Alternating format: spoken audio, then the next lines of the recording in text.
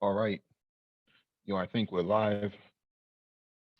Mic check 1 2 1 2. Mic check 1 2 1 2. If anyone in the chat can hear me, just push one.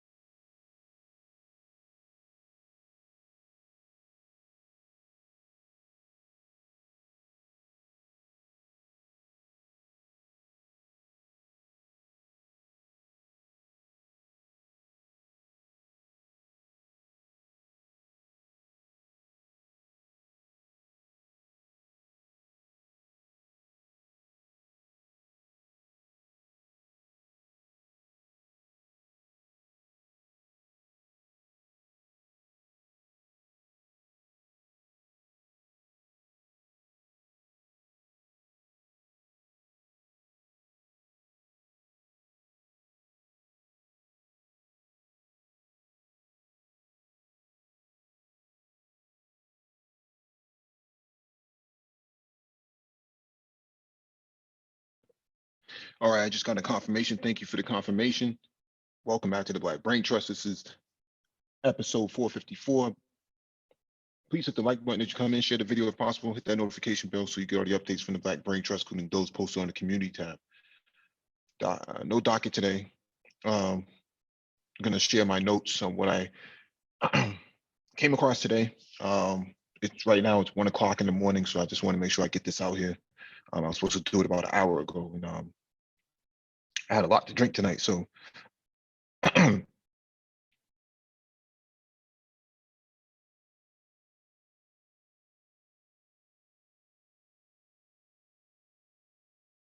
so very interesting day today.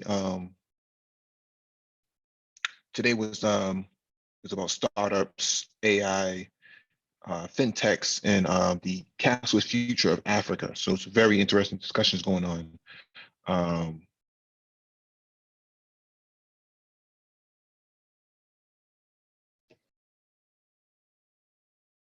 So let me share my notes and what I came across so far.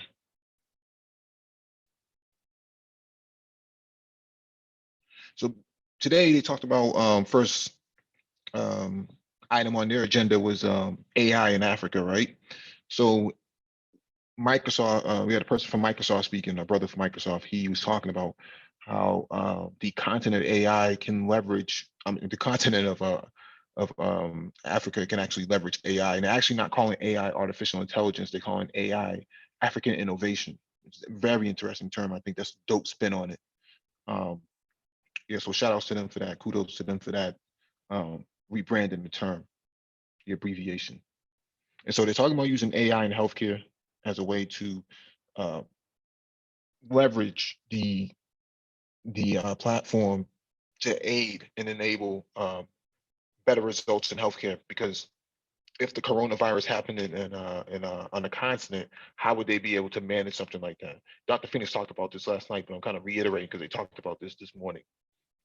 And so you would need something like AI to actually speed up the process in the matter of seconds, if not minutes, for treat basically managing a crisis of something on that scale. They also talked about using AI machine learning in farming and agriculture, right? So solar powered farms to aid farmers, renewable energies, solar panels, and windmills using, creating energy in places where there was no energy before, and utilizing that energy to pump water out of wells that would then enable that poor farmer who sits on a rural location to extract more resources at a fraction of the time and a fraction of the cost of energy expended. They also talked about AI ethics and practice, making sure that AI is not being weaponized against people on the continent in a malpractice form.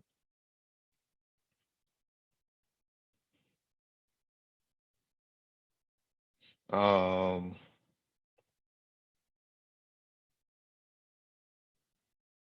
so you can't take advantage of all these opportunities unless you have the digital infrastructure in place. So digital infrastructure includes all things we're talking about, blockchain, 5G, um,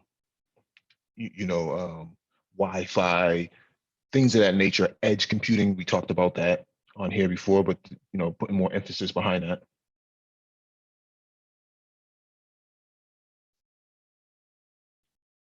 And so those are the type of things that contribute to digital infrastructure, lines of code, machine learning, all of those aspects of part of digital infrastructure that you're building up. Big data lakes, um, data warehousing for data mining and things of that nature.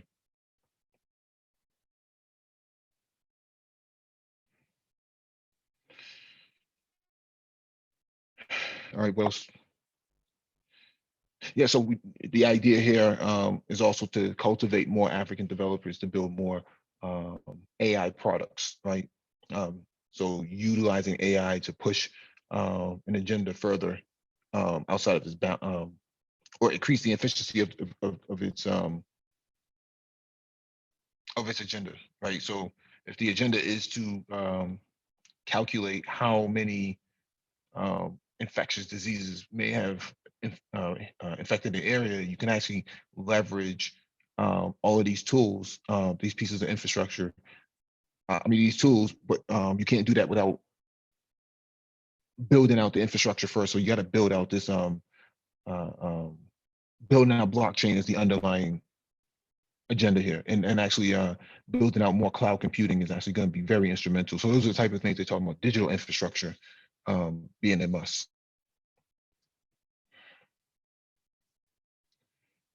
Um, so it talked about having to control the narrative of a technology from a technology standpoint.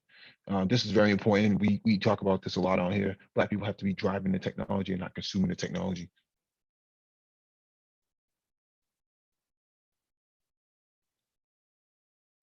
And he also talked about the synergy between Africa and African Americans, right? So what are Black people doing in the West? What are Africans doing on the continent? Some of the ideas and medias can be exchanged if people actually come together and have these deep, complex conversations to get innovative ideas. We talked about this before. They're even having that conversation themselves. So,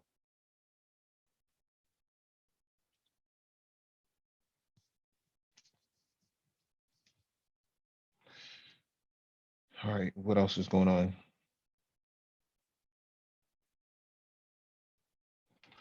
Um,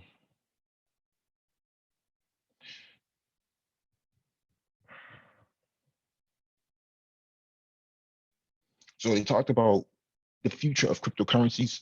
Cryptocurrencies are going to open up new markets on the continent. Uh, because it's going to allow people who did not have access to physical cash to actually make purchases in real time with tokens and other sort of cryptocurrencies. So these new sort of digital currencies are actually going to play a role in purchasing power, spending power on the ground, even if it's just minor. The ability to actually move these sort of digital payments is actually going to be instrumental.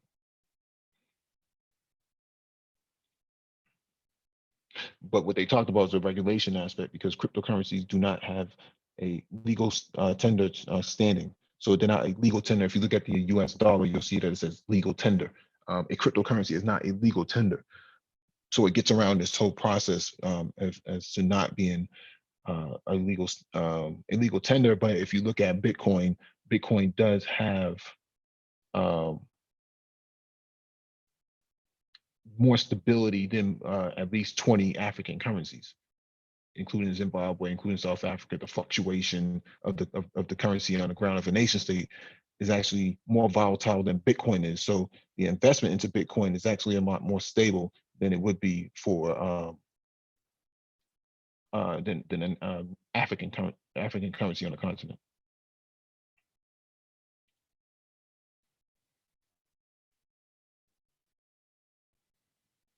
All right.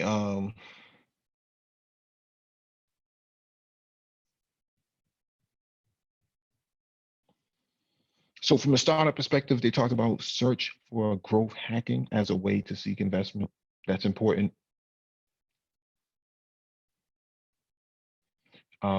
Innovating public policy. So the ability to craft, have a nation state craft their policy around the growth for startups. So having a startup policy inside of a nation state, inside of a country, or even a state for that matter within the United States, is actually important to and instrumental in seeing Black tech startups get off the ground. Because a lot of the barriers for Black tech startups is a lot of one is cost, but the other is uh, the legal language around it that keeps sometimes it can be ambiguous, but other times it's actually hurting this tech startup from getting off the ground. Black tech startups don't get the 100, 200, 300 million dollars in investment that non-Black tech startups do. And so crafting policy um, around tech startups is actually going to be very instrumental. So that's what they're talking about. And that Black people can actually be the micro VCs and micro venture capitalists. And what micro venture capitalists do is they basically do the first initial round of investing, seed funding, maybe that area in between seed funding and Series A funding. So Black people can actually contribute to that sort of platform, and I think that's something that we should look into.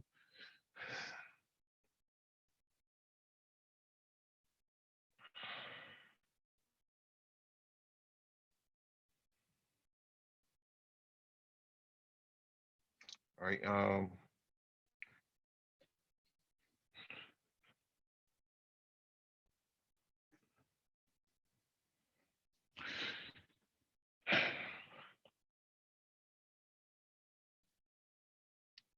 What else is going on? Innovate. Uh, so the idea here is innovate locally for global impact. When you design something locally, make sure it has scalability to have a global outreach. And so that's important in terms of startup and product development.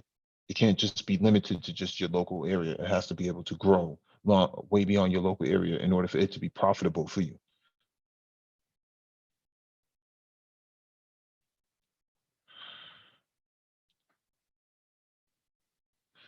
Um,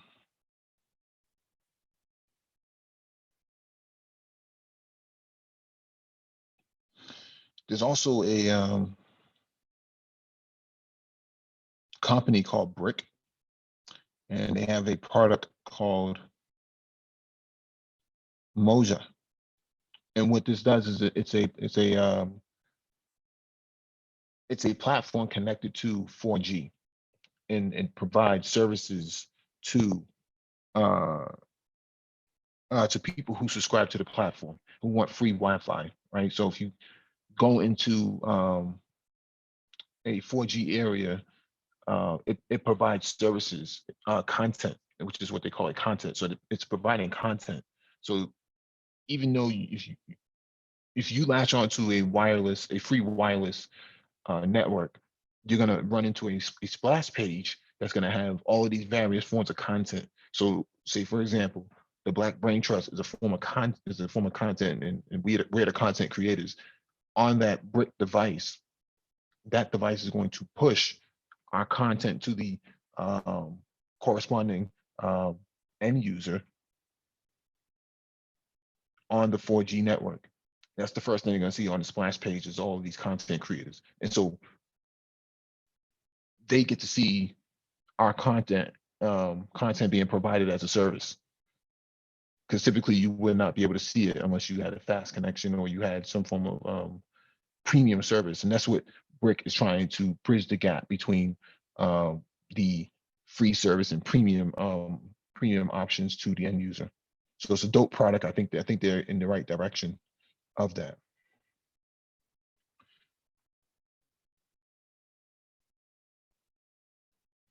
Um, what else was talked about today?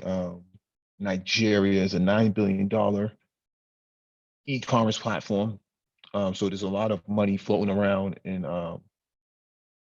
Nigeria from a growth standpoint that can actually be tapped into. So it's a very lucrative market for e-commerce and all things tech. So keep that in mind when you talk about going into the continent and creating startups and stuff like that, or even um, merging merging your business with other people's businesses.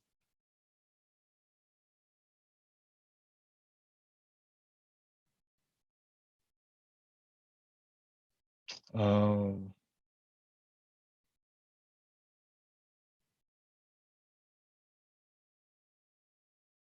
so instead of hiring employees, you should probably look at hiring more partners. So allowing people to come onto your project and have a equal stake in the startup is going to be very more important than creating the title of an employee. I think that that's a very good perspective to have, because you don't want someone to just work for you, and then they have to you have to kind of find somebody who's going to be a fit within the culture. You know, you find a partner who's going to bring something equal to the table, or something of contribution to the table, to advance the startup or the business itself.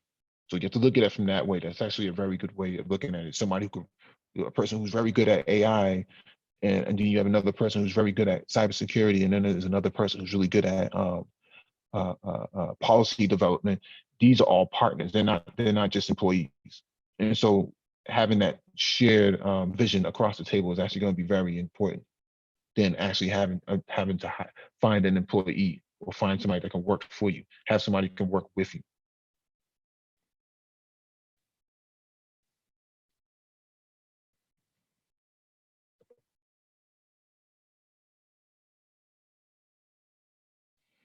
All right. What else?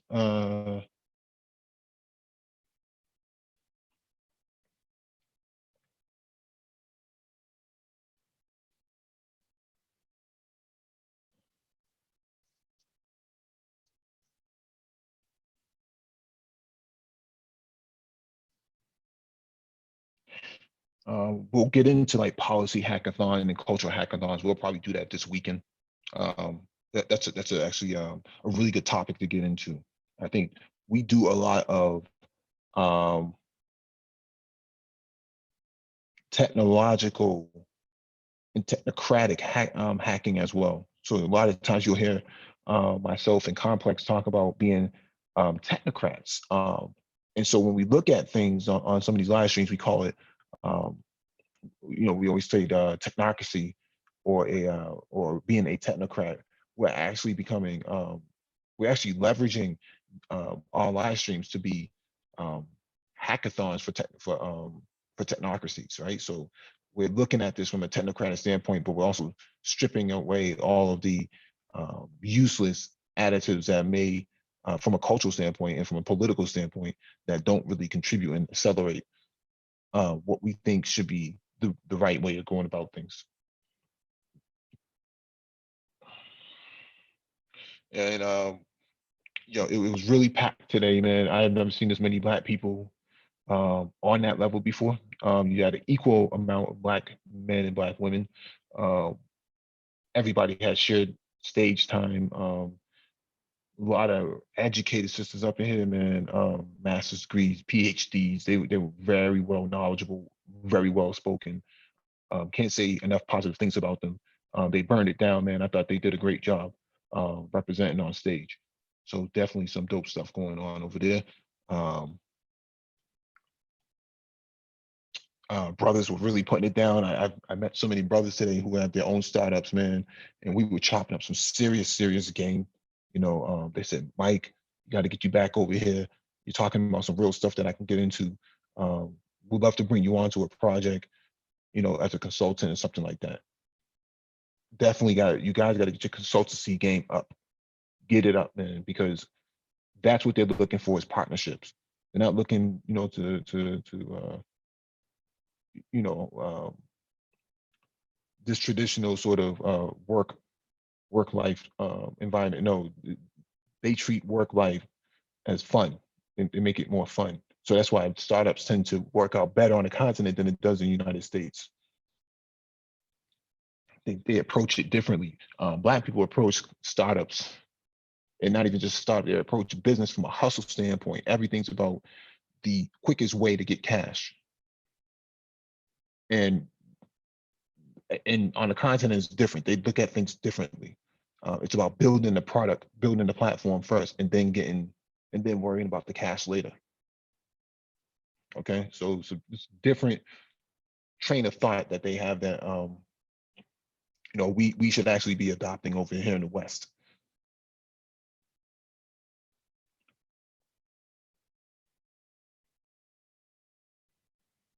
And so yeah, so AI, fintech, cashless future of Africa. They're predicting that physical cash money will go away in 10 years on the continent. You won't see people um, begging for money and things like that. Everybody who has a phone will have a digital wallet, and a digital wallet will lead them to hold all types of uh, cryptocurrencies and tokens, and that will also allow them to be banked because now they have um, the ability to identify themselves through the smartphone itself and through the technology infrastructure. And so 3G, 4G, 5G, Wi-Fi, 802.11, AX, AC, AD. We talked about this before, but this is going to be very instrumental in the development. So that's a part of the digital infrastructure and transformative digital transformation.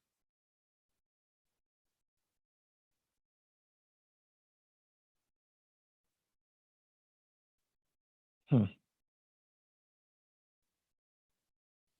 He said, Mark C says, speak for yourself. I've had a long-term mentality since 16.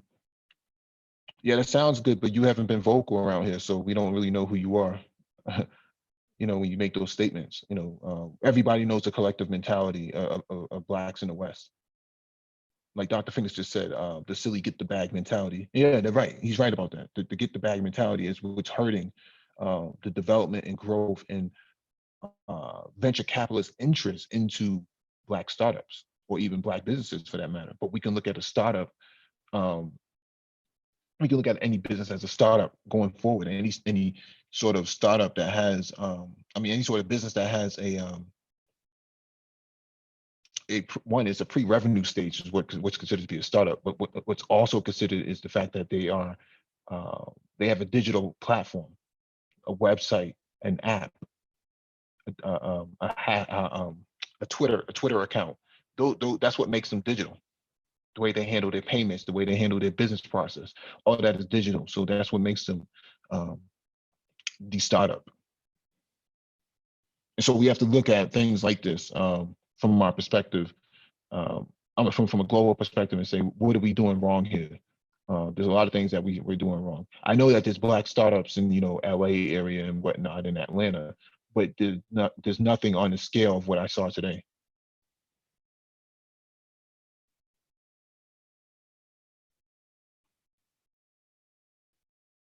Yeah, Dr. Phoenix is right. Dr. Phoenix says Black people would get much farther developing their skills in whatever industry they are in, and the money will follow. Will follow. Yeah, he's right about that. Absolutely right about that.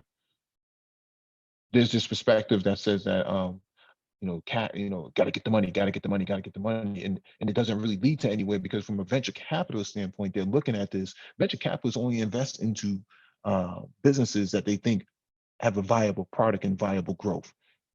And so what black people do is they create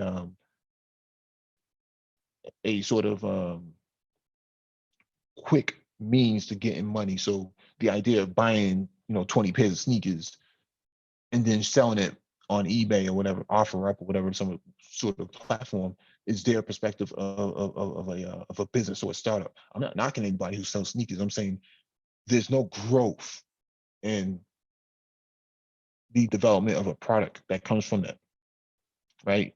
Drop shipping has always been done. That's nothing new. So what are we doing to change the game? We haven't really changed anything over here. And so those are the type of things that we talk about. You know, selling sneakers now is the new is the new barbershops and hair salons, and you know that's cool and all, but that doesn't always lead to longevity for a startup. You know, Facebook for over 10 years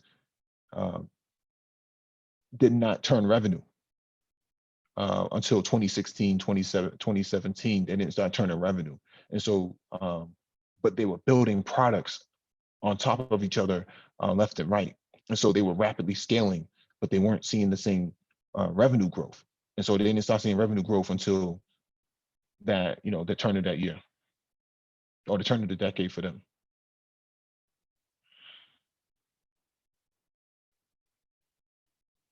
Let me give a shout out to people in the chat who showed up. Supreme Idmore, what's going on? Thank you for the confirmation as well. Kareem Austin, hello. Dr. Phoenix, salute. Mark C, what's going on? Black Scorpion, what's going on? Yeah, man, we had a good, it was very interesting day over here, man. We had a great event over here. We had a party. Let me share the picture.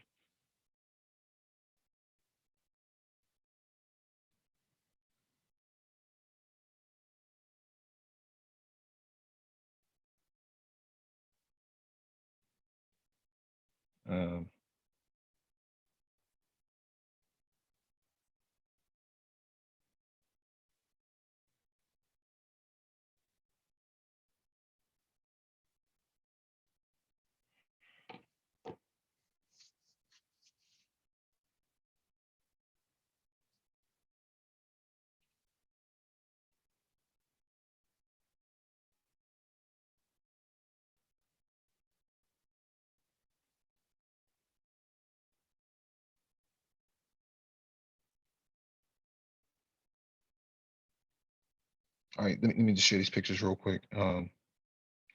They didn't come out as good as I wanted them to come out.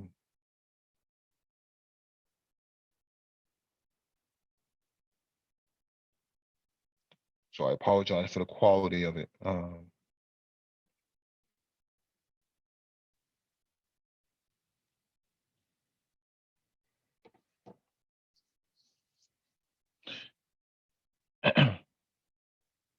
Hey, what's going on, Dollar Will?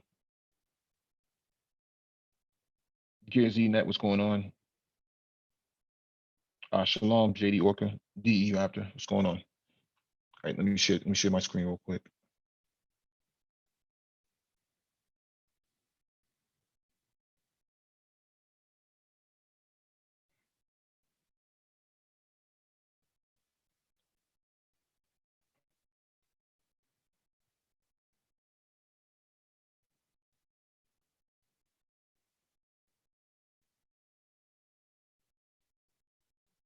What the fuck is going on?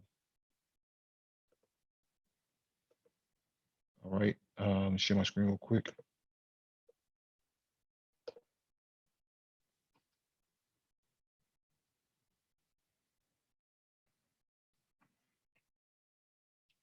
I'm surprised to see we got a thumbs down.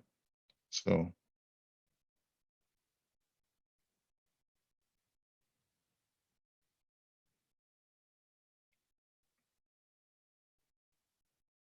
yeah, that's funny.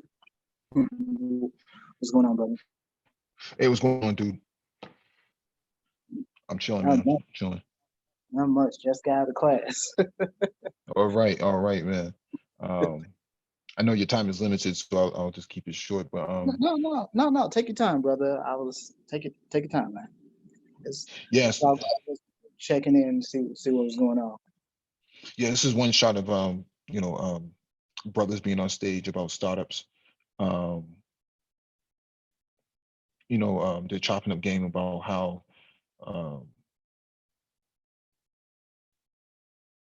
about how they went about getting their startups off the ground and what the future of the continent is going to look like in the next 5 to 10 years in terms of business and cashless future, fintech, AI, leveraging AI for healthcare on the continent, the ability to drive better results with machine learning, data scientists, more people who can actually, um, you know, who can contribute on a startup. So having all these tools that they say that are part of digital transformation is going to be instrumental. So Africans are looking at the healthcare industry not so much as one that's profitable, but one that's going to be a driver, an enabler of longevity for them. How do we deliver healthcare as a service using all of these tools and using it for the purpose of good and not for weaponization? And so they talked about the coronavirus and how that would actually impact them if something like that did outbreak here. They don't have the infrastructure in place, and so they would have to use some form of telehealth to actually engage people on the ground. And so getting people, quality smartphones and tablets and things of that nature. Rwanda is actually the first country to actually enable drone delivery of medicines. I'm sure that will work perfectly, given for folks that live out in more rural parts of the country. Yeah. You know, the interesting thing about healthcare and why even, you know, I preach so hard about brothers getting involved in healthcare, Mhm. certainly becoming, you know, not the end user per se, but really becoming providers where you get to direct the care of patients. And why that's so vital for brothers, you know, move, you know, in the 21st century is because even concerning the coronavirus, you know, China has deep ties with various countries in Africa. And so, given the movement of Chinese people between Africa and China itself, you know, you're potentially putting at least 1 billion people at risk on the continent because Yeah, there's that's mhm. we have there's something in public health you call or in public health epidemiology we call herd Mhm. immunity, meaning that you if you have one person that is immune to a particular pathogen, for example. What that means is that when that person comes in contact with that pathogen, that they will not get infected, but in turn, that person can be used to make sure that other people don't get infected. But the problem on the continent is that because because of the lack of a healthcare infrastructure, you have essentially 1 billion people Mhm. sitting on the continent that have zero immunity to coronavirus. The same thing here in the US. This particular strand of coronavirus, no one has immunity to it. But given that the US has a far more viable healthcare system than Africa, that means that if the coronavirus comes to Africa, we're talking something we're talking something on the scale of what potentially the Spanish flu did back in 1918, because you have such a stressed healthcare infrastructure. Because even here in the U.S., you know, one of the reason coronavirus is Mhm. deadliest to either very young or older people, Mhm. specifically if you're over 50. And the problem is that even in the US, how the coronavirus kills is that it causes a condition called acute respiratory distress syndrome. Mhm. And that is what leads to death of people. But the problem is that those people who get that condition have to go to an ICU. In the US, you only got about 100,000 ICU beds, give or take. Right. In Africa, you probably don't even have 10% of Right. Right. That's actually very good points. Very, very good points. And I'm pretty sure that they have to be paying attention to this type of stuff because uh, they're basically talking about infrastructure as a whole, though. And in regards to healthcare, right? So how do you get somebody from where they are to an ER? That just has to be taken into consideration. Um, you don't have the infrastructure in place from a communication standpoint to even engage a population on the continent right now. You can use Twitter, you can use social media, but you cannot. That's not going to get you that immediate response to a person, to triage a person physically, right? You need enough nurses, you need human capital, you need the human resources, you need the infrastructure that's going to allow a person who may have the symptoms, 100 miles, 50, 100 miles away from the urban center to be treated. And so you need to start building, clinics on that scale far out, the ability to have at least 5 to 10 beds available in case somebody does get sick or does come down with symptoms. When I came off the plane this week, the first thing they did was they test me. They wouldn't let me go through the door without actually screening me. So everybody got screened before they came off the plane. You're not getting off that plane until you get screened. So that's how they triage. That's how they handled it here in Rwanda. And yeah, and the same thing is happening here. So essentially, if you're coming from any country in China, you're being funneled through the 5 major international airports in the state: Chicago O'Hare, Atlanta Hartsfield Jackson, LAX, San Francisco, and JFK. So you're being funneled through those 5 major airports in the country, and everyone is getting screened. I mean, they've actually, there are military bases that they've now set aside as quarantine zones for individuals here in the States who are coming from those areas where the coronavirus has been rampant. So I mean, this is just standard protocol. This is what we call universal precaution, meaning that you're assuming everyone is potentially infected. And that's how it has to be in a country, on the continent, or in a country like Rwanda, where maybe they might not have necessarily the healthcare infrastructure that can handle 100,000 or more patients. Mm-hmm. That's the key here, because 100,000 patients in an ICU in the U.S. will put a big strain on the country, on the country's health system. And given how wealthy the U.S. is compared to, let's say, a country like Rwanda, there's a big dichotomy there with resources, and not just resources, but the distribution of those resources. Are people out in the more rural areas, are they able to access those healthcare resources, as opposed to folks who are living in more metropolitan areas of the country? Mm-hmm. Right. And it's funny you bring up nursing, because this is the power of nursing. And this is why I don't talk a lot about being a physician, because that will never change. Their role will never change within the system. But nurses' role is changing within the system. But one of the things historically that nurses have always done is triaging. Mm-hmm. Triaging is specifically the function of a nurse. Mm-hmm. And so if a nurse deems you as you're not so emergent, you're okay, you can survive, you'll be where you're at until someone comes to see you, after they see someone who's more serious, for example, but that can be treated, and you can maybe turn them from acute to more stable. And so, this is why I speak about sort of the power of in nursing, and brothers thinking about careers in nursing, and why you should, especially given the opportunities abroad with nursing. I mean, there's serious opportunities abroad. It's not even just in Africa. I know there are plenty of opportunities over in Australia, the Middle East, China, Southeast Asia, Thailand, Singapore. I mean, they're all over the place. South Korea, all over the place. So I mean, it's the field is changing. Is globally is morphing, because this year is also the year that the WHO, the World Health Organization, declared this year the year of nurses and the midwives.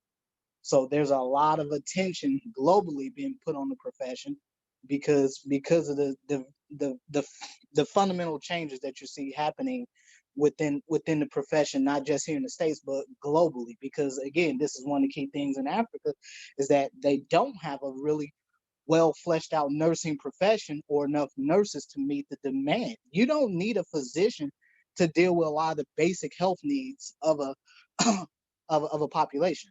that's what nurses do. That's what they're good at. They're good at managing populations of people. That's how you specialize in nursing. You specialize based on the population, whether it's a pediatric population, it's an adult population, a geriatric population, or whatever in between. So, but go ahead, brother. I just wanted to throw that out there.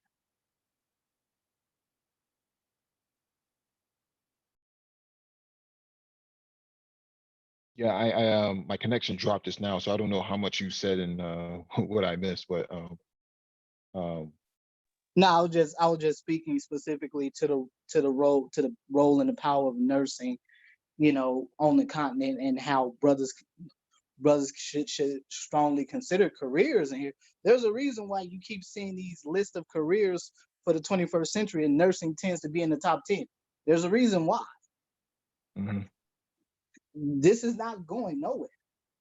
And if I'm regularly meeting folks who are from other parts of the world, who are Asians, Indians, things that Indians, I didn't even, traditionally Indians has always gone the MD route, but you're seeing so many East Indians now, man, they're jumping into nursing wholesale because there's Yep, just so much damn opportunity yep, there. And they can go back to their countries or stay here in the States and do whatever they do, but you can make a very good living. But on top of that, if you go to a place like Africa, especially being, from the diaspora, for brothers, you can literally call the shots because you're the expert. This goes back to what you were saying earlier about, cultivating that skill set and why it's so important. yep, A good clinician is someone who's been in practice for a minimum of at least 5 years. If you're thinking about stuff like telehealth, most folks who go into telehealth usually have about 5 years of experience under their belt, whether they're MD or NP or PA or whatever the case may be. yep. Anyway, hey guys, how you guys doing? Mike, what's going on? Hey, what's Bro? going on, dude? What's going on, Going on, man? man? Pretty good. Yeah, I'm over here at the Democratic little convention that we have here. I'm a district leader, so I'm doing a little political stuff here. But yeah, That's what's up. yeah. The brother be wearing hats up in here. But anyhow, just want to say, hey Mike, man, what's going on? I just want to get a little feel in. I didn't get a chance to hit you up today, but I want to know how that second part of the conference went. So today was actually day one. Oh, Today was about the AI whatnot. I talked about this earlier, but it actually went well. It went very well. There was a lot of discussion. This is the after party. This is the screenshot from the after party. So we had it was definitely a dope. awesome. Yeah, I had a couple of drinks myself, so I had to get up out of there, man. Someone trying to run a Don game on me, but drag me in the back of one of these Land Cruiser Prados or something like that. I mean, it's fucking tied up in there. But yeah, the discussions that they're having are very very informative, because there's a lot of ideas that they're pushing today that they're talking about, pushing for this year, pushing these sort of initiatives. They're banking on the idea that you may not have any paper cash. People may not have paper cash anymore. You just have digital currencies going forward, and all these unbanked people will be banked through cryptocurrencies and whatnot, and that will increase their spending power. That will increase market growth from a fintech and startup perspective. And then you think about what they're talking about with AI from a healthcare standpoint, because there's not enough nurses, so they have to use AI and machine learning, natural language processing, to aid in those areas where they're lacking from a human capital standpoint. And so if you can come in, with a background in nursing and you can write code, you are a very, very vicious person, a very highly sought after person from a skill standpoint, because there's not enough human capital to go around for the amount of people that they have and what they're going to have. All right. I'm kind of thinking, I've been hearing some of that a little bit, and I've been hearing some of that also in China. It seems like Chinese are kind of doing that, and then now it's almost like they're not even using paper money. It's like you've got to You've got facial kind of recognition on where you can go up and just purchase something so I don't know, maybe they have some kind of credit through their phones or whatever, but now they can just look at you and you don't even need a credit card, and next thing you know, you can purchase goods and services and stuff. I don't know. It's got a whole different kind of game going over there. Maybe that's what they're kind of talking about. I don't know if the banking system is somewhat like that as well, but that's kind of what I've been understanding. And I haven't got my arms all the way around it, but it seems like that's happening in China right now. So are they talking about maybe doing that in Rwanda as well? Is that what they're kind of talking about? That's that's the sort of discussions the brother from Microsoft was and the girl from Facebook was talking about. So they all involved in the same sort of tool creation and development, but they're all coming from different perspectives, but they're trying to reach the same goal. Yeah. Man Friday in the chat asked, I visited the continent before and I noticed that the internet connections were temperamental, having frequent periods of downtime. What are your thoughts? And was it mentioned at the tech summit? Yeah, so that's a part of the traditional infrastructure and digital infrastructure rollout. And so what you're bringing up, I just had that a few seconds ago, which is why I kind of timed out, didn't say anything because I lost connection. And so you still have that issue. That will change. I think that, these sort of cellular service providers, man, they operate like vultures in a way that they're providing the bare minimum service because they have control over the towers and stuff like that. My perspective is that you don't need, there's other ways of going about this. And they talked about this, the brother from Microsoft talked about using TV white spaces, to fulfill the other factor because the white spaces are available. So there's bandwidth available to push data over it. So you can have data connections through TV white spaces. The other aspect that I'm looking at is you can use copper wire for electricity to push internet connectivity.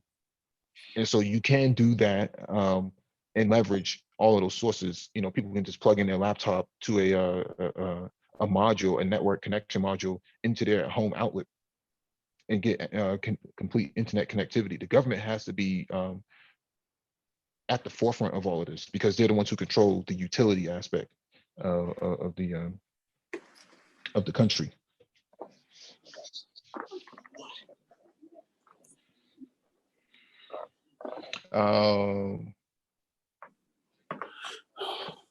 Let me ask you a question. Are there any lawyers in the house there? Any lawyers in the room right now?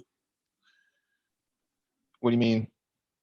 Lawyers. I know. No, what you mean? You mean at the event or right now? Yeah. I guess at your event, are there people who are deeply involved in law as far as? Yeah, they have tech lawyers. Yeah, they have tech lawyers, man. That's what I was saying before. The women were representing. When I said the women were representing, they were the ones who were really stepping their game up, man. They knew of their knowledge of tech and whatnot, and laws that was something new. They're basically cyber lawyers, and these are some of the baddest women I've seen in my life, man. I mean, just badass fucking women, man. They look good and they knew their shit. So,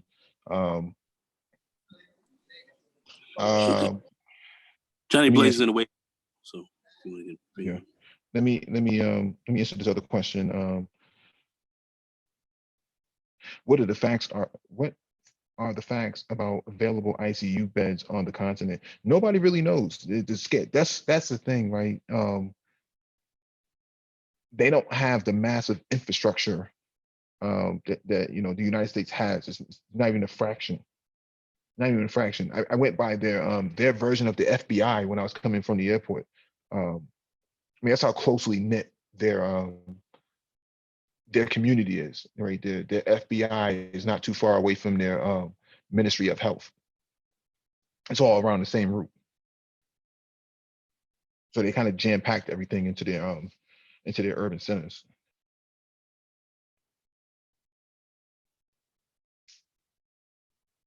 I mean, I think that's the fundamental problem right there is that, it's really difficult to really kind of ascertain the current state of the healthcare infrastructure on the continent, period. Is I mean, is there's a lot of variability, and just some places may be more developed than others. So, but the point is that Africa is not equipped to handle something on the scale of a pandemic like the coronavirus. Right, right. It's very true, Dr. Phoenix. So that's why they talked about leveraging.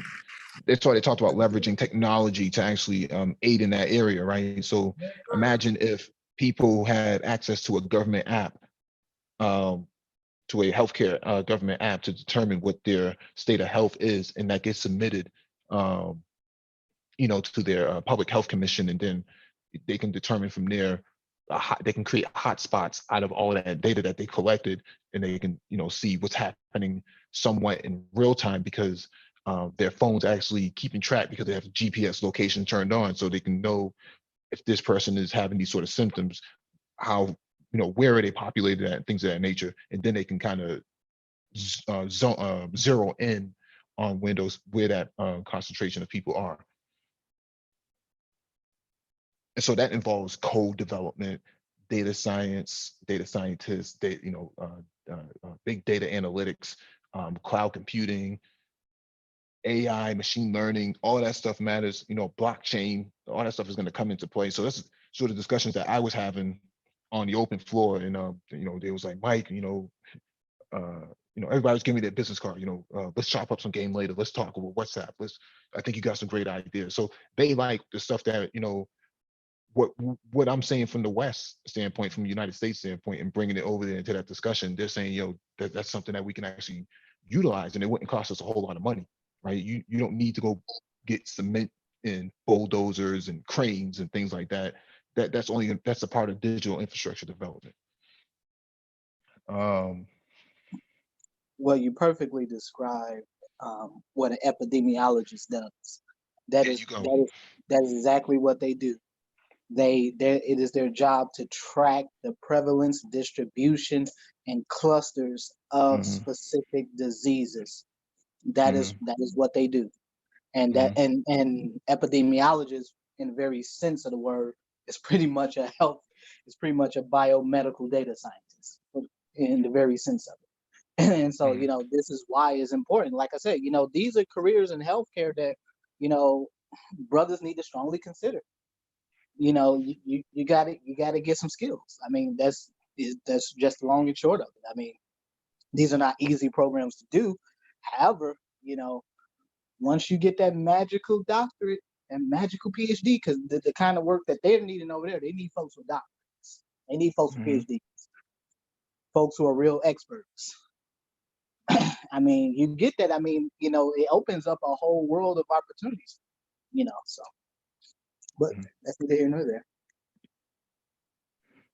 Yeah, that we can be a part of that. We can be a part of that rollout.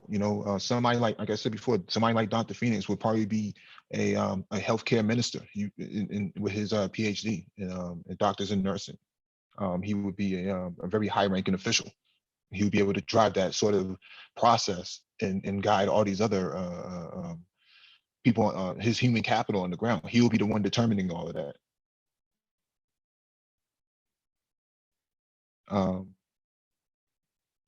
But Dr. Phoenix is not a paper pusher. He likes to be, he's a rifleman. He likes to be on the ground in the trenches. So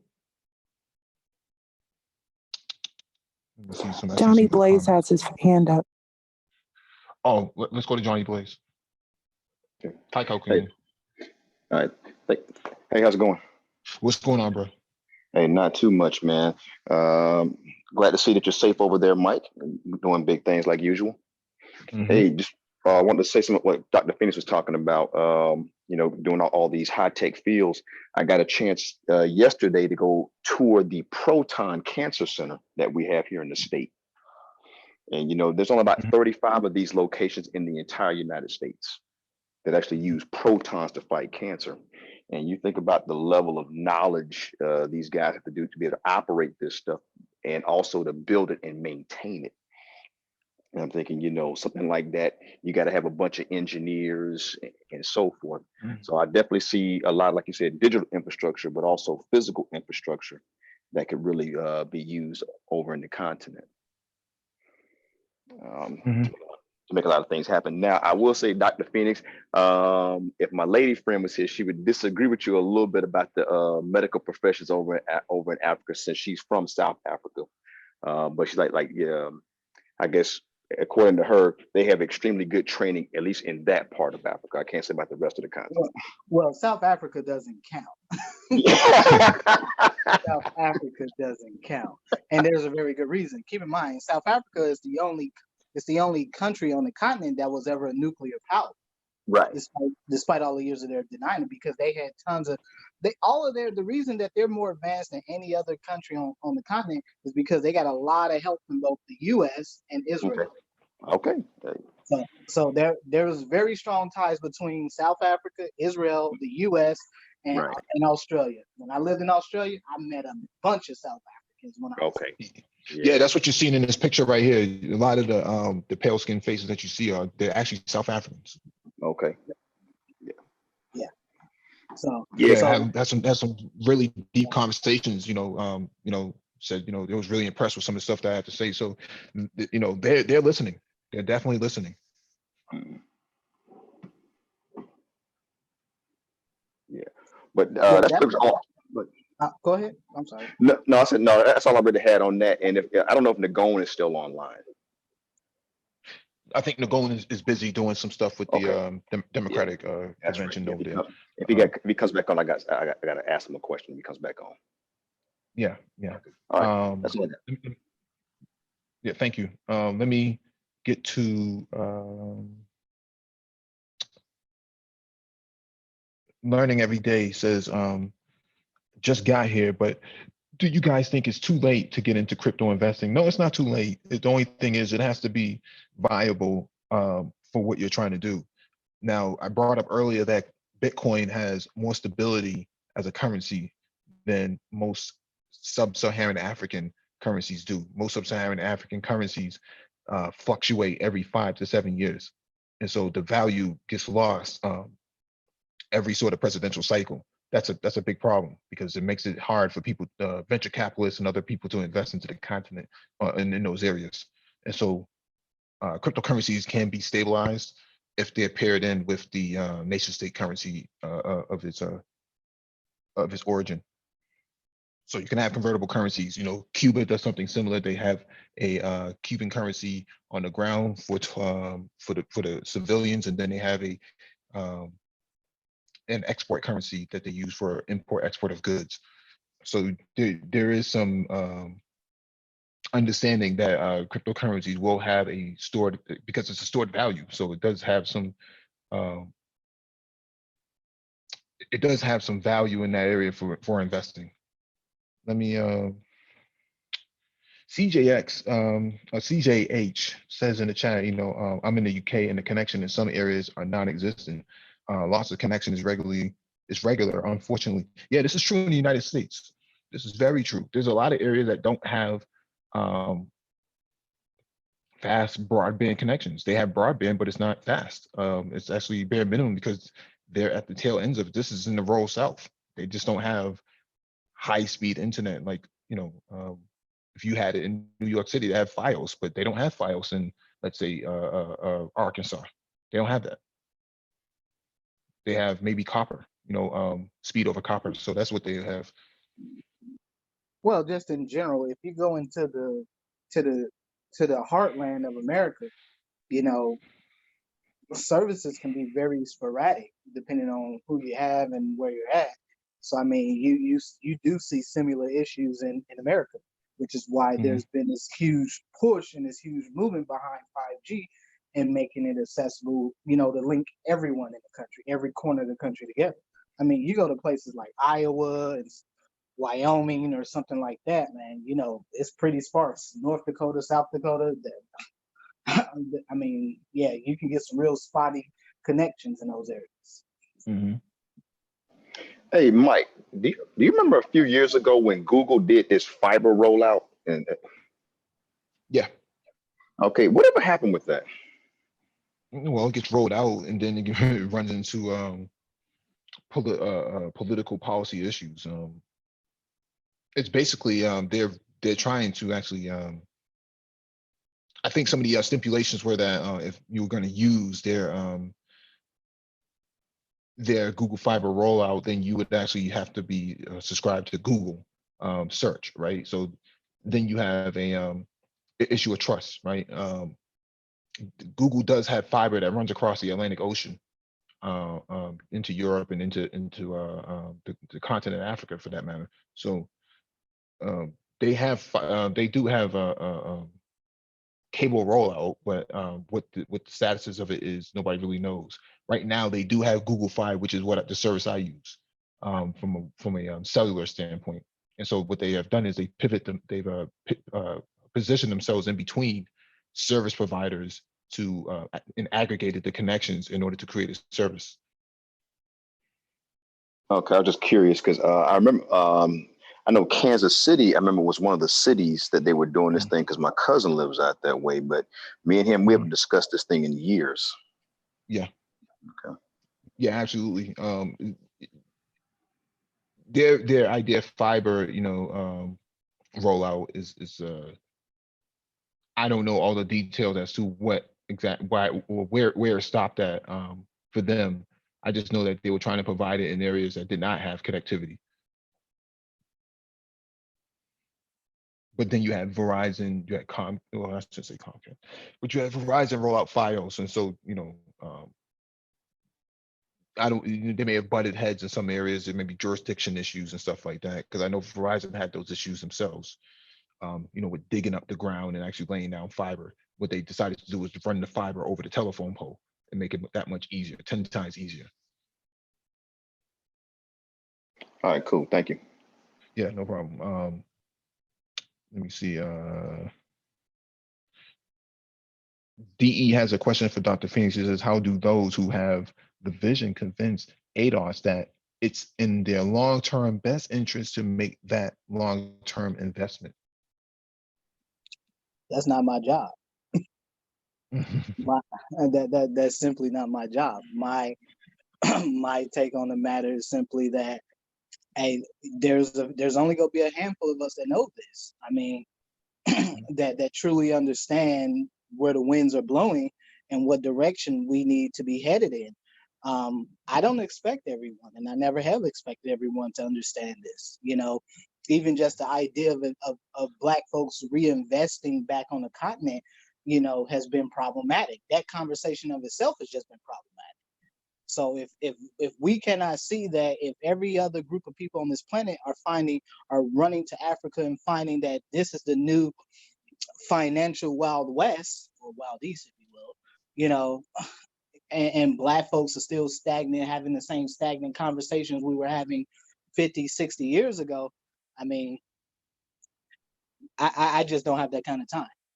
So I got a few young brothers I work with. They understand what the deal is. They know what it is. That'd be my gift to the world. That'd be my gift to the continent.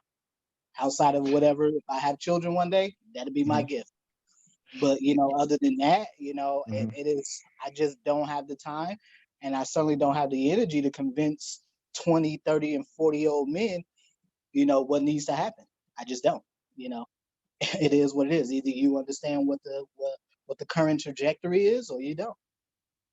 But just understand that the current path that Black people are on right now is not sustainable. It really isn't. No, it isn't. Because over here, quiet is kept. These people are not hurting. Based on conversations that I have had today. I mean, these women, they look like rock stars. They look like fucking celebrities, man. When they walk around, they have themselves together. The brothers too. They don't look like they're hurting for anything. In fact, I would say that some of these Africans at this event are doing 10 times better than most ADOS people, or what's considered to be ADOS, what's considered to be FBA, whatever hashtag you want to use. What I saw when I was in the South, in Atlanta, when I was working, the poverty down there, and a place like Kigali today, vastly different, vastly different.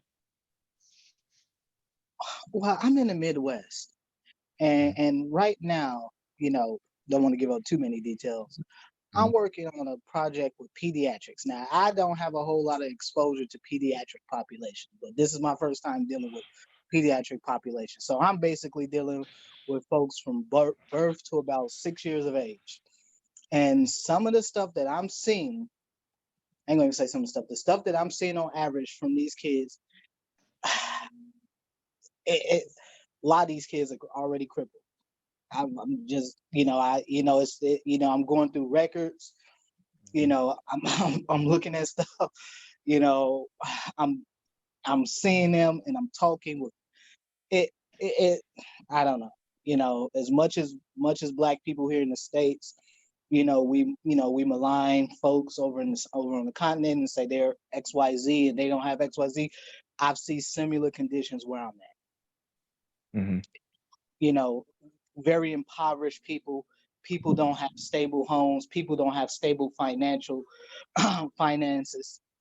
Very transient living. Yep. And you have children. You throw neonates and toddlers and school age children into the mix, and it's a recipe for oblivion. So before these kids can even open their mouths and express what they would want to do in life, I'm seeing, I'm just gonna put this out here. I'm seeing kids, brother, with lead levels so high that it's a medical emergency at 3 years old, 2 years old. How is that possible in the late, post Obama, post Obama era? How is that possible? This isn't, this is a public health issue. This should be a mass emergency, but people think that the government is going to help them. You would be SOL. Brother, I'm seeing babies at 1 year old, man, with lead levels. There's no way they can have a normal neurological development. There's no way. I'm talking about lead levels so high that it truly is. I'm having to sit here, just read through this stuff and talk with people and talk with physicians, and and they're helping me through this project I'm working on. And dude, you see it, man, and I have to be impartial as a healthcare clinician, but dude, your heart is in it. It's kind of hard to look at some of these kids and know that you've been cut off at the knees.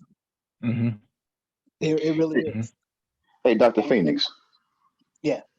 So with that, and I mean, has the CDC even identified this as any kind of epidemic at all? They have not called it an epidemic because elevated lead levels have been an issue for Black children, not typically other groups of children. Black children for very specific reasons. One, redlining, which is what Mike and the brothers was talking about last week. Two, government housing. Most of the problem with lead-related problems in children is that because of redlining and government housing, kids are living in government housing where the paint was the walls were painted with lead-based paints.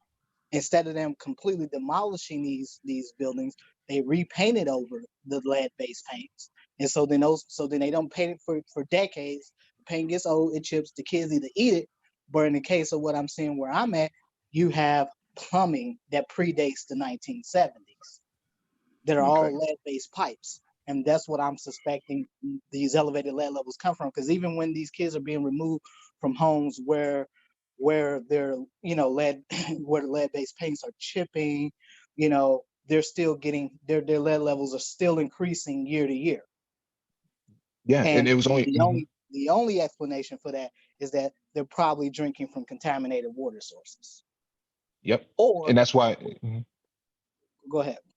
No, I was just going to say that's why here in Boston there's a 30-year project to replace all the pipes from pre 1970s. All the first initial piping was in the 1900s. That's all lead pipes. Yeah. It's all lead And pipes. the reason why lead, not to just get this off topic, but this does Mhm. play very much into sort of, the question that JD Ortha asked and why this is important is that understanding. You would think you would see a problem like this in a country like Rwanda or in a Tanzania or Cameroon or Congo or whatever else. But no, you're seeing what would be a developing world problems in a first world nation.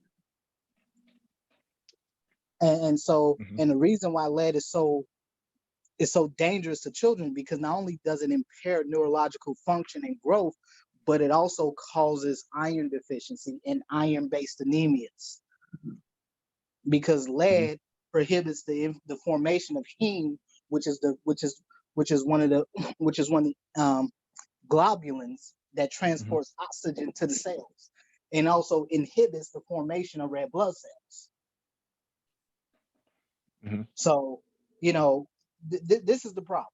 And I say that to say that, yeah, we already, for folks that do have the vision to understand what the problem is. And again, just establishing, some type of financial investment on the continent in whatever country it may be, is essential for Black folks surviving in this century and beyond. I mean, Yeah. this is, I mean, the U.S., I'm not gonna say has ran its course in terms of wealth building, but the problem is that here in America, wealth is so highly stratified that it can take you a lifetime of hard work and you'll still never get there. As opposed to where if you got the money, you got the skills, and you can go into a country like a Rwanda, you could potentially build wealth for yourself there. Right. And it would be an Right. easier price of entry as opposed to, here in the States. You think about something like healthcare and telehealth. Over there, 30 grand will probably take you a very long way. It Here, does. you need at least 100 grand to get into the game. Listen, At least 100 listen. grand. You gonna need multiple investors. The girl I'm rolling with right now, she has 2 cars, man. She has a fucking Benz and she has another another vehicle. This is how they live, man. Like they live better. That's why I said they live better than some ADOS people. But this I'm sure. idea that Black people, that people on the continent, and she's not highly educated at all, that Black, that the people on the continent are living in squalor and this and that. You all are fucking crazy if you think that. You're crazy. These people are living good. Clean city. They don't have bottles broken and litter everywhere and spray paint. They don't have all that type of stuff. They are living. This is what a Black community should look like. This is a template for what a Black community should look like. A very stable environment. You don't have to worry about gunshots and stuff like that. They don't have that issue over here. I mean, yesterday, you spoke about, there's no needles on the ground. Do you know you go into your average inner city neighborhood, you go Mhm. to a park, you got kids, you got kids having to get tetanus shots because they're accidentally in falling on needles. Mhm. Mhm. Yeah, even um the fentanyl issues and stuff like that, crack vials. So there's nothing like that over here. It's immaculate over here, completely immaculate. And so, no, look, I'm advocating for Black people to take and Black men specifically, to Hmm. take your place on the world stage. Hmm. It's time for Black people to stop acting like they're a counterculture and be the dominant culture that has Hmm. always propelled the U.S. Take that. Hmm. People do embrace Black folks outside of the U.S. A lot of Black folks will have you believe that's not true, but it is true. Oh man, I got so much love over Outside of the U.S. will embrace you. here. Hmm. But Yeah, I go got ahead. so much love. Yeah, I got so much love over here. Just based off what you're saying, that I got so much love over here, man. People are like, when do you come in and stay here and this and that. So, I you know, I know some people on other channels, man, this week, oh, you guys, man, you're a tourist over there, you're a foreigner, so that's why they treat you like that. No, man, they see, a chick today called me biracial. I was blown away by this, man. She called me biracial. It's like, what do you mean? It's like, you might have some you're mixed with 2 different races. No, no, my father is just as dark as And some other people, maybe actually, and he's darker than I am. My mother is about as brown as Rihanna. So this idea that I'd be biracial, I found that to be hilarious, but that's how they kind of look at people, right? So I have a lot of people just looking at me when I'm walking around. I was always wondering, like, what did I do something wrong? But in reality, they said you definitely are not from here, but they can see, they know that you're black, but where are you from, right? So that's what they're looking at. And I think that's a very important point to make, because I think and this goes to what I've talked about on previous panel before about the All of Us program. You have this major and one of the most ambitious national research programs going on right now under the noses of Black people here in America. Black folks don't even know about it. You show up to your doctor's appointment and they're asking you, "Hey, are you interested in participating in the study?" And you have no clue what they're asking. Right. You don't even know. But one of the groups that they're trying to get into this study to do research with, they're trying to get West Africans for a very specific reason, because they have one of the most for the most part, undiluted DNA. They know that Black people in America, ADOS, FBA type, are an admixture. On average, 70 to 80% of your DNA is African. The other 20, maybe 25% is something else, whether that's European, Native American, if you will, or whatever.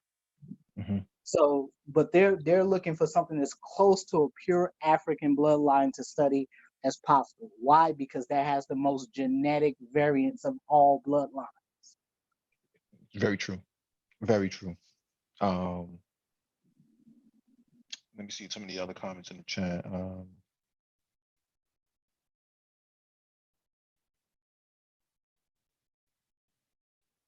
Yeah, Jibba Jabba asked a question. Where'd that question go? Jibba Jabba's question.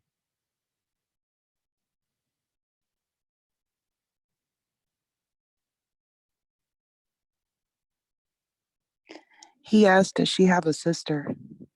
No, it's not what he asked. That is what he said. No.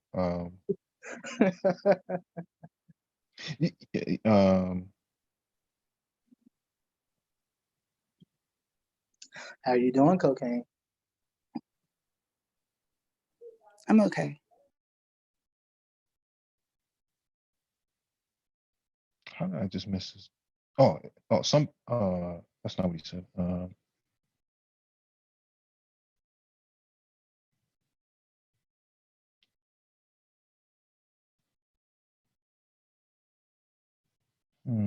Okay, I lost it. But to his other point, he said in Pittsburgh, we still have 100-year-old lines, huge replacement project going on. Yeah, that's an infrastructure project. It's a civilian engineering project that needs to take place. It's mandatory. They have to replace all these pipes. One, because they're bursting in the wintertime, and number two, because they're fucking lead contaminated. If you ever see these pipes when they come out the ground, they are so fucking corroded. It's disgusting. I don't even understand why we even get to drink this water that flows through it. It's ridiculous. Disgusting pipes. Usually when they take it out of the ground, they usually got some kind of hazmat suit on with it because the thing's so damn contaminated. For me personally, I have a water filtration system on my tap. I don't even know how much that even helps, but it actually tastes different. If you taste water from the tap versus from the filtration system, you can tell the difference.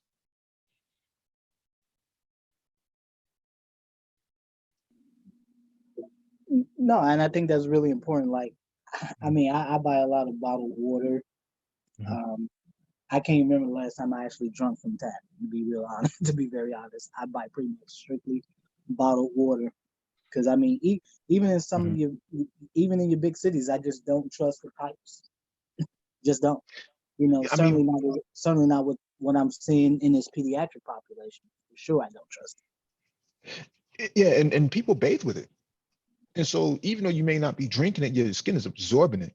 You can see that a lot of eczema and other skin dermatological issues with Black people.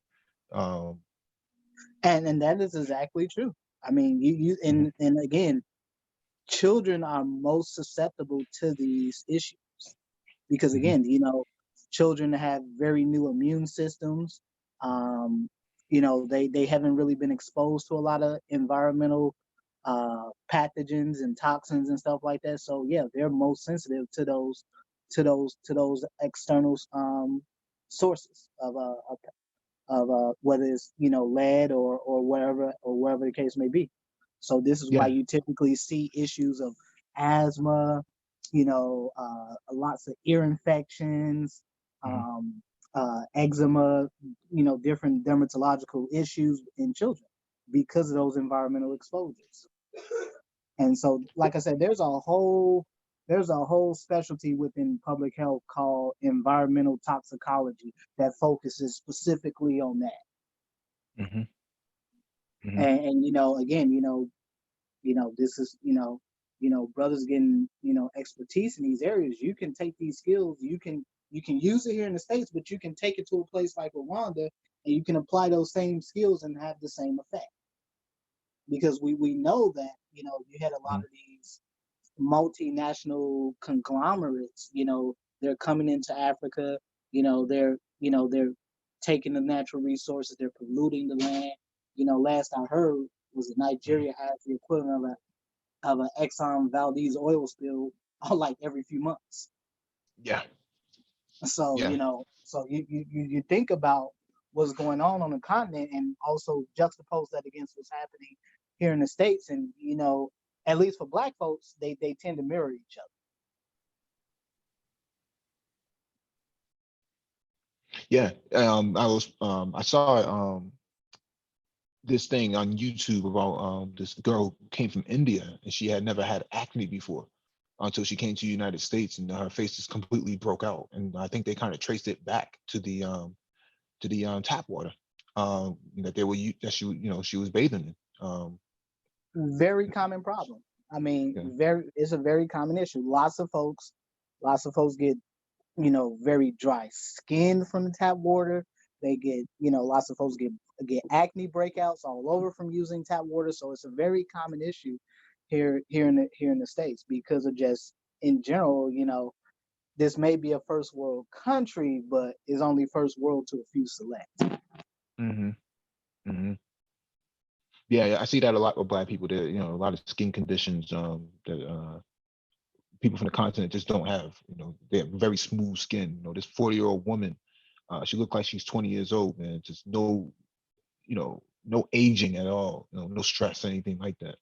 Um, Very interesting. Beautiful sister though. And All that sunlight and vitamin D production certainly helps. yeah, absolutely, a lot of walking too. Um, yeah, but in the States, man, you see, you can't tell, some sisters are grandmothers, man.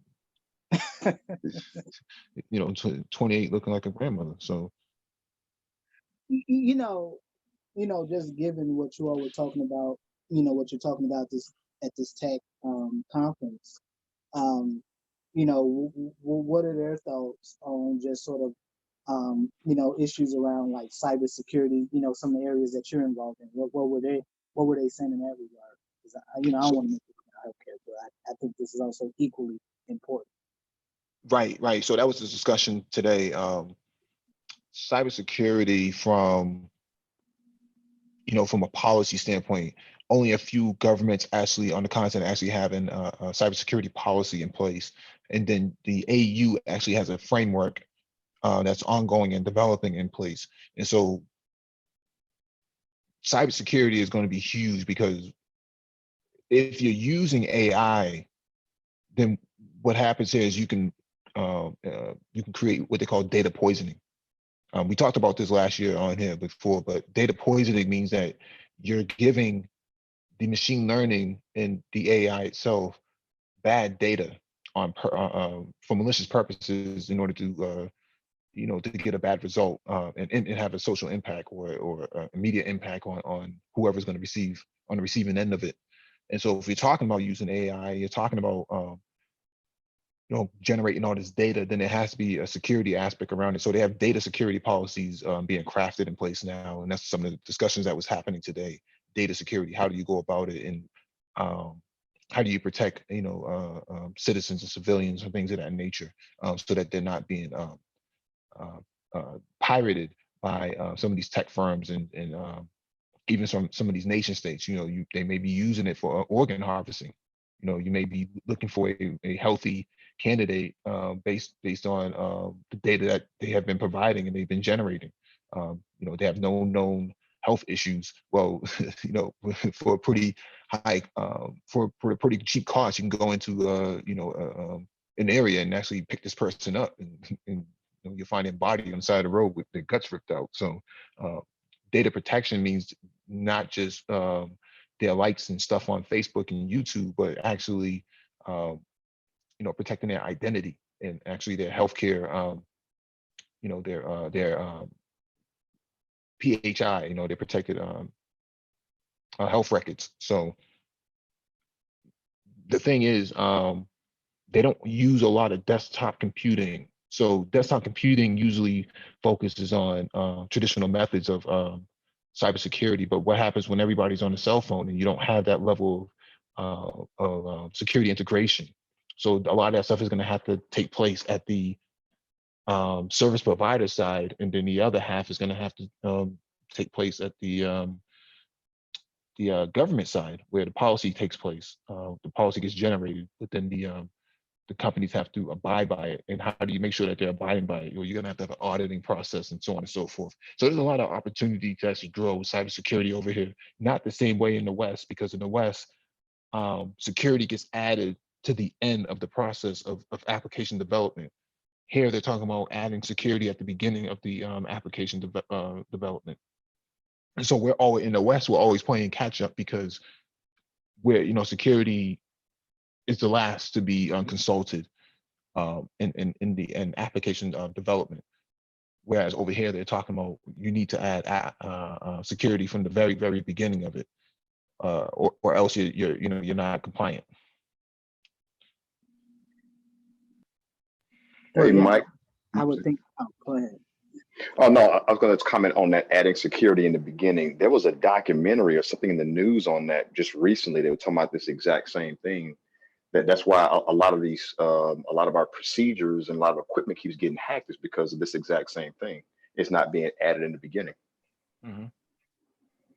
Yeah, because it's a hurdle for a lot of software developers to develop security at the beginning, because it restricts a lot of the things that you can, which they want to do is grow at scale, whereas security doesn't allow you to grow at scale. It actually inhibits your ability to move or develop lines of code, because it always has to adhere to some form of standard.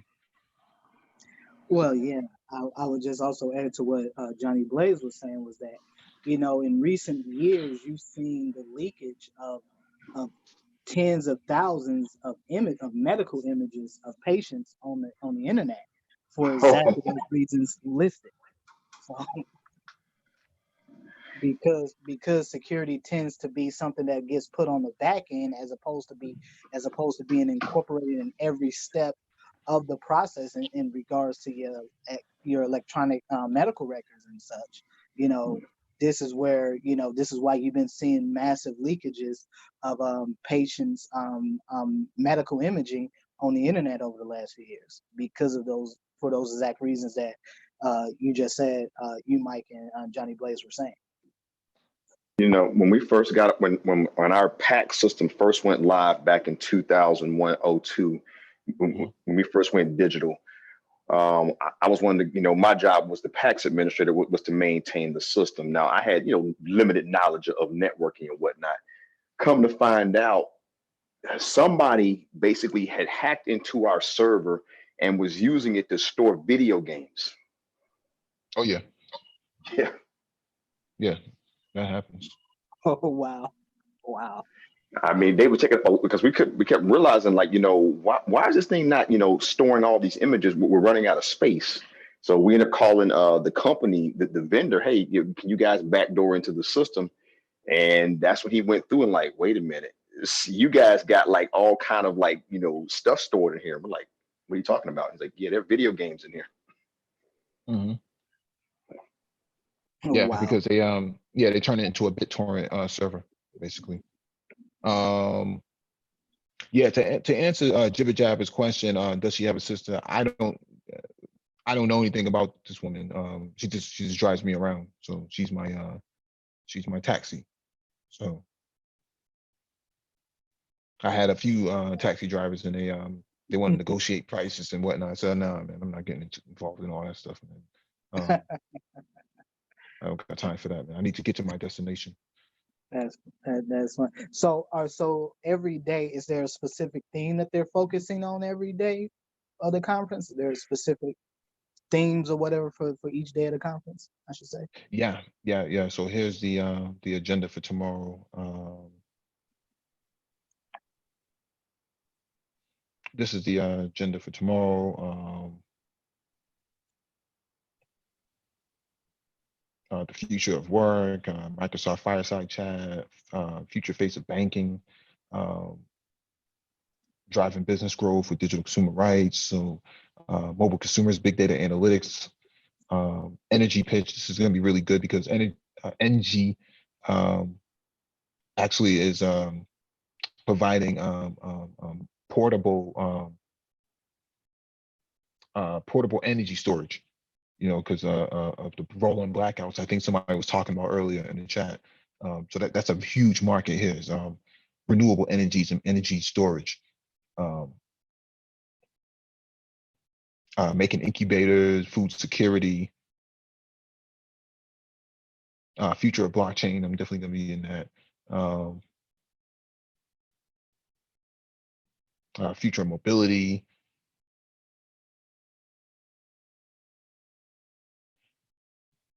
And that would be the end of it. There's an after party after that. So Yeah, that's what's up. You know, like I said, I'm glad you're out there, brother. So you get to see, you get to be the eyes and ears and see exactly what's happening on the continent. Because I do fundamentally believe, this despite the naysayers and despite the conversation that happen out here that investing in Africa is going to have to be a viable part of the solution for Black people in the 21st century. There's just no getting around it. And so I do sincerely hope that that Black folks understand that this is part and parcel of our so-called financial independence from quote the man, if you will. But again, I just think that that investment in the continent is going to be vitally important for our own future and for our own success here in the state.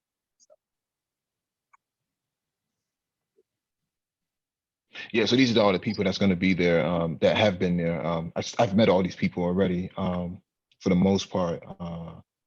Yeah, they roll deep over here, man. There's mad people just around, just mad knowledgeable people, and seeing all these Black people who know things beyond social media. It's actually very inspiring to be around all of these people because you're not the only person in the room, right? You're surrounded by people who are highly butter-laid. Who would have thought that the continent would have so many butter-laid people laying within it? A lot of untapped resources and stuff. Yeah, I'm curious how many of them went outside of the continent and maybe got educated over maybe in China or in the Western world. I'm curious. I would probably say a lot of them came from London, Canada. Some of them went to Europe. They went to school out there. I know there's some program. Yeah, a lot of them are. These sort of university programs where they take on immigrant population and stuff like that. And these people came right back to the continent. They are driving initiatives. So you see a lot of them with Lexus and Benzes and stuff like that. Man, they're in high ranking positions. Not because, yeah. Yeah, No, no, not go ahead. because, no, I was gonna say not because of corruption or anything like that, but because they have a level of education, a level of knowledge that puts them in the position to drive change and be disruptive. I'm gonna send you that video. I gotta find it. I got it somewhere in my damn archive somewhere. I'm gonna send you the video because the NIH funds a lot of these, have a specific program designed for folks from, from all over the world, but specifically they target, scholars in Africa who are interested in coming to the US and doing PhDs and whatever. And, and they get the training there and then they go back to their home country and many of these folks become like ministers of health, heads of state, whatever. And so, I'll send you that video where they were actually going through that program. I have to find it, but I'll send it to you. But I've known about this for quite a number of years. But yeah, so it's interesting because, these folks are going to get educated in the West, and then they bring their talents, back to the continent and they use it to develop and build out. And and it's ironic that you talk about the quality of life, for these folks. It's really not any more different than it is for us, for the average person here in America. And probably doing better in some places here than in America. I would certainly agree with that. Well, they're very well disciplined over here. I don't see a whole lot of ratchetness going on, so to speak. Yeah, it's let me- none of that craziness and chicanery that normally happens.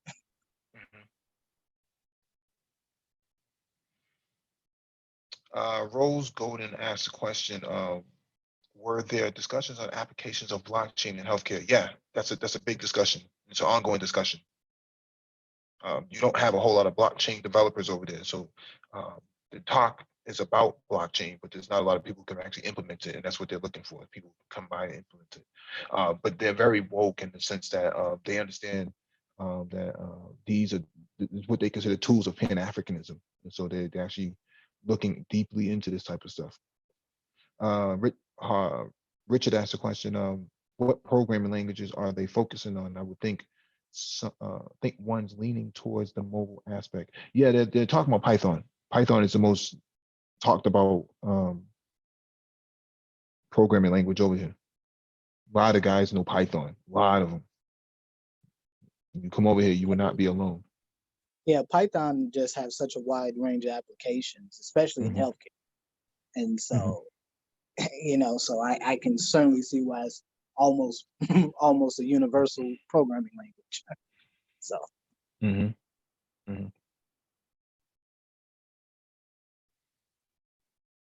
I'll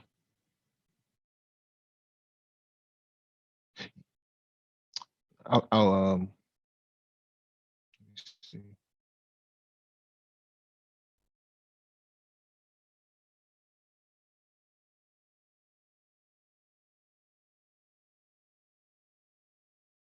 Yeah, I'll close out now, man, because it's already 3 o'clock in the morning here. So